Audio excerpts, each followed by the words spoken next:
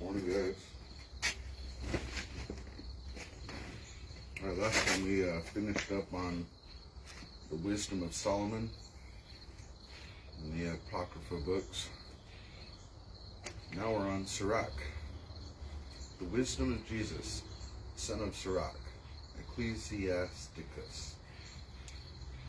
The Wisdom of Jesus, son of Sirach, also known as Ecclesiasticus, was written in Hebrew by a man named Joshua, or Jesus, and was later translated into Greek by his grandson. The book includes traditional Jewish wisdom material and makes a defense of Judaism by showing that God has given true wisdom to his people. Many subjects of religious, moral, and practical nature are presented, sometimes at length and sometimes in short proverbial sayings. And here's a foreword. Okay. The law of the prophets and the latter writers have left us a wealth of valuable teachings, and we should praise Israel for the instruction and wisdom they provide. But it is not enough that those who read them should gain understanding for themselves. Anyone who values learning should be able to help others by what he himself says and writes. That is why my grandfather Jesus devoted himself to reading the law, the prophets, and the other books of our ancestors. After he had mastered them, he was led to write a book of his own in order to share his wisdom and learning with others, so that anyone who shared his love for learning should have his book available as well, and be all the more able to live according to the law. Let me urge you then to read this book carefully and with an open mind. And please be patient in those places where, in spite of all my diligent efforts, I may not have translated some phrases very well.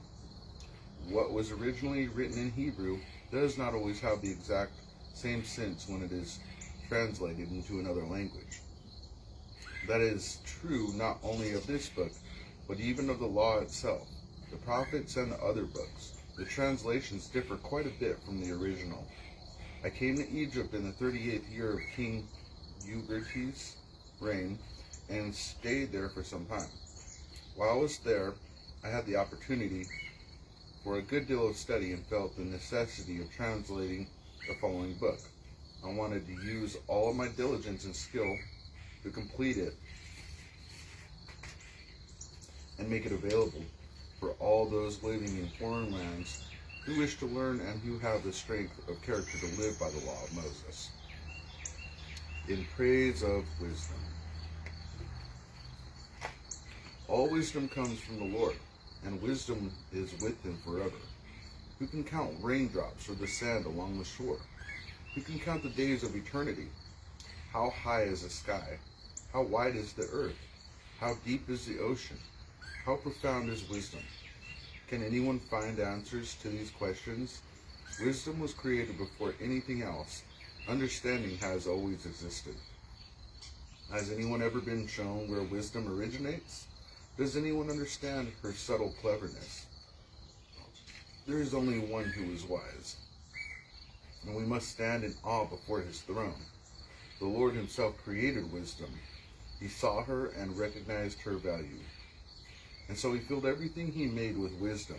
He gave some measure of wisdom to everyone, but poured her out on those who love him. If you fear the Lord, honor and pride will be yours. You will be crowned with happiness and joy. To honor the Lord is a heartfelt delight.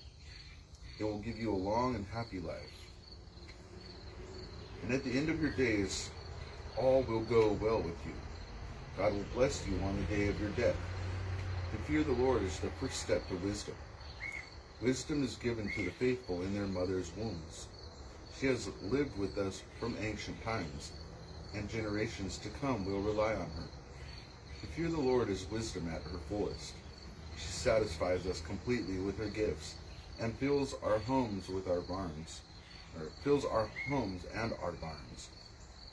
with all that our hearts can desire.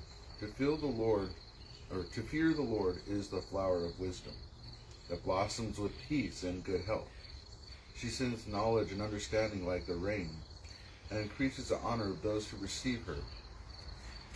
To fear the Lord is the root of wisdom. Her branches are long life. Self-control.